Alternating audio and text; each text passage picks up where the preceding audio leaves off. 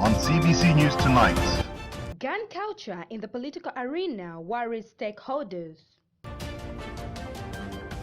Chilulu residents request ZESCO to reduce load shedding. Alleged spirits of 3 dead children haunt Senanga community.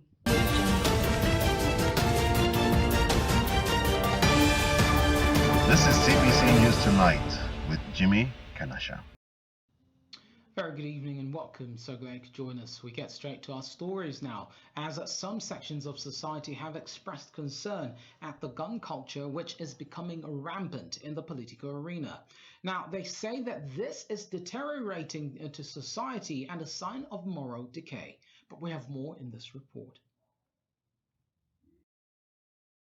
Zambia is in the post-by-election of Kaoma, Kabompo, and Mwinilunga districts, by which UPND scooped 2 seats, and council chairperson in Kaoma district and Samteba ward in Mwinilunga, respectively. And the ruling Patriotic Front emerged victorious in Kabompo district, Chikonkwelo ward.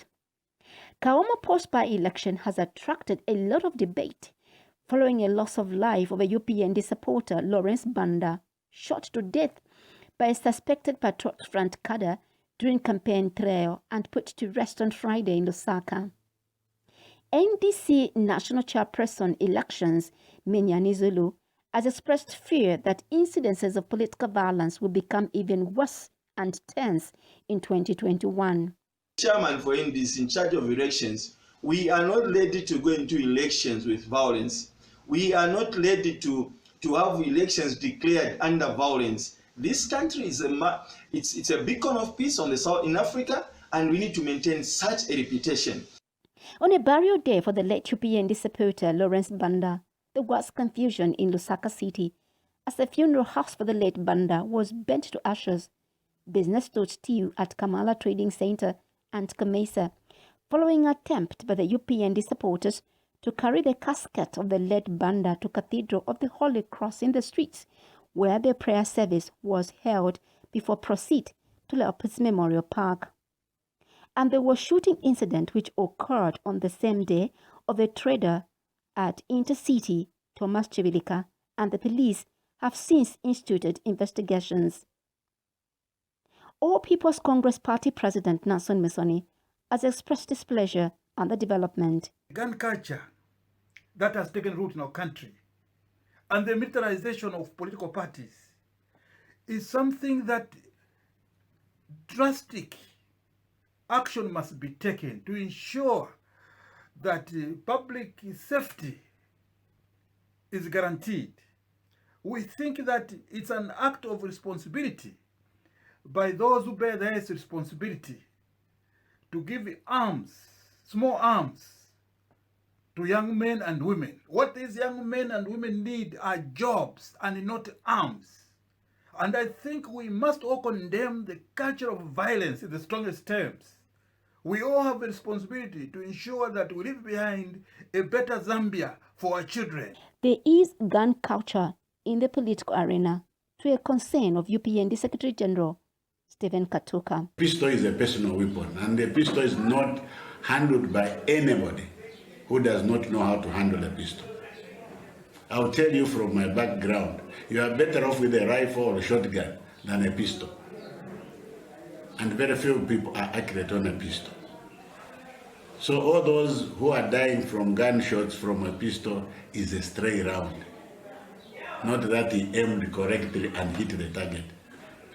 So it's unfortunate that we have allowed this, and I believe it is the government of the day that is not doing enough to control this gun culture. And if it remains uncontrolled, we are sitting on a time bomb as a country. My appeal to government, and more especially to my young brother Kanganji, he has the capacity to control these guns. Meanwhile, former Inspector General of Police Dr. Martin Malama has urged the police to arrest the gun culture, which has become a trend in the country, and has also urged all police officers to enjoy arresting the culprits. Pamela Malenga, CBC News, Lusaka. The United Party for National Development UPND Mwinilunga Member of Parliament Newton Samakai says that no one can stop him from making donations in his constituency. Mr. Samakai says that his allegiance is to the people of Mwinilunga and not to civil servants. He said this after a nurse at Nyangombe Health Centre refused to receive his donations, saying that unless they came through the district health office. And efforts to get a comment from either the district commissioner or the district health superintendent proved futile as their lines went unanswered. We have more in this report. United Party for National Development Mwinilunga Member of Parliament Newton Samakai is on charitable mission of providing linen to health centers every 5 years. And in fulfilling his mission on Saturday, he donated these blankets worth 260,000 kwacha at Minyanja and Nyangombe Scheme Rural Health Centers, which will be distributed to all health centers with admissions facilities in his constituency. Mr. Samakai explains more this charitable gesture. At Nyangombe Health Post, and I'm donating 15 blankets to the health post. I have an agreement with the people of my constituents that every 5 years I must donate blankets to each health post. I have 20 health posts, and this year I'm donating 260 blankets. So I have started with Nyangombe, and I'm donating 15 blankets, and this is the start of a series of donations to the health posts. Earlier, a nurse at Nyangombe Health Center refused to receive the blankets, saying that unless they came through the office of the district commissioner. But Mr. Samakai said no one can stop him from making donations in his constituency. Nagayinga nyemba natwala nyemba kuipatira yeji mane munaiti yakaitano naile meeting nami yakaitana hani last mwadinga mu 2014 2015 2019 na shikide yakaitano ina kuhana nyemba naleti nyembimu analeti natu kuitambura wanyi chinga tutamburi permission ku DC. And Nyangombe Scheme Community Chairman Felix Lumbilisa commended Mr. Samakai for the gesture.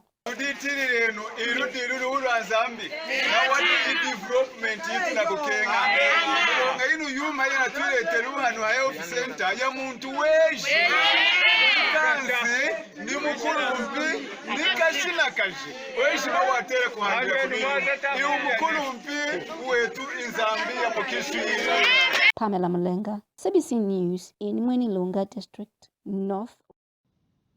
We now go to Western Province, where fear has continued to hover around the community members of Situnga village in Sananga district in Western Province after the allegations that suspected spirits of the 3 children who drowned in the water and were buried weeks ago have continued to terrorize the family and other community members.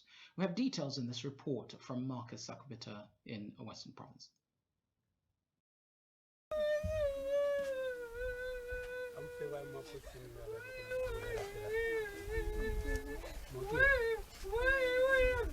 The visit to Situnga village in the west part of Sananga district by a CBC reporter has refreshed the hardly forgotten memories of their children who drowned in the lake a few weeks ago.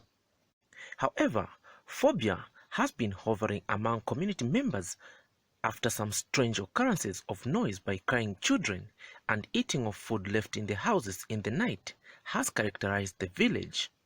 This reporter visited the area to get clarity on the ongoing speculations about the buried children terrorizing homes in the village. Arnold Kamayoyo, who is the father to the 2 of the deceased children, is confused with what is happening.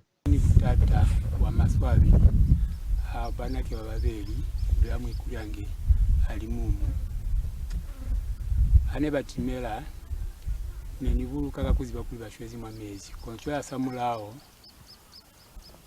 wakubuluka kuli bashwezi mwa mezi tuloke na mabutata wo tuna wakuli banana bao aba masi bani bijira gatuba bafumana nge bazamaya mwandu anirobaza bore batoinga bacha ni mabupi kafera mane bangwataka nge bashimba bakona kutalwa baokwa batonga kapakulila kocha tuluboni batu bao kwa pala kwa kulika mukwa wachwalo kona kuli mfuke ni mabutata weza kuli anzimonika kona kuituseza. Other family members have resorted to deserting their houses due to nervousness. Yanga yao au sasa kumananga hakuli achile misasa achile tesa achile au sasa kulikisikamana hape usufu kumulalo balanga adalo lobeze chwalo kautanga basi ndo sita utolukama kama kono kumasa ntoro balanga hama 2 days ulafose ntobanga nsabo chakulo balanga mandu ya luna elenkala kuchembana ngense kulo balanga walikane bako sawa sasa ni kama nini. Induna Stibekiso and other elders have described the situation as mysterious and disturbing to the family. Banana bao haiba batibeli mwamezi ape kinyi sisi batisanga kutocha licho bafeza licho mwamalapa kale luna bashemi lwaikomokera nuna bolya mizi lwakomoka kulindweza alafasi bakapa kitwa ni kono kuza kapukuluka banana bate batandala shangwe batandana alulo bali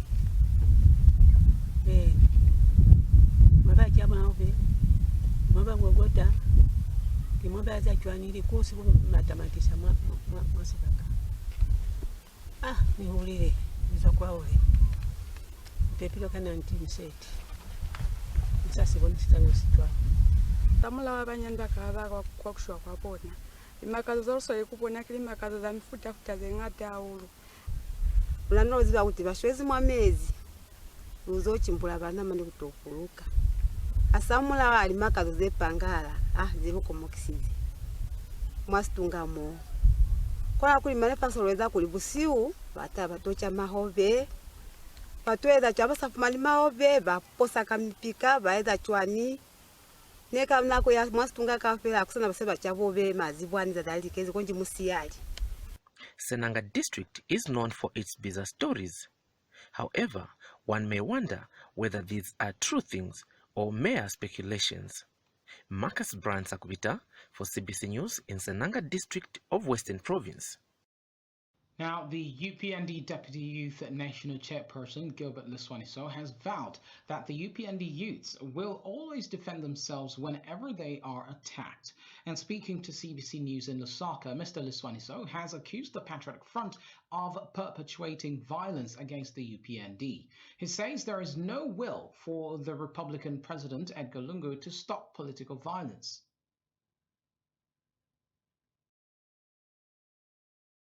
All of us we know. We told Akainde that if you're not going to accept this election, you see what you're going to do. What does he do? He put him in jail. It is Edgar Lungu who told his youth,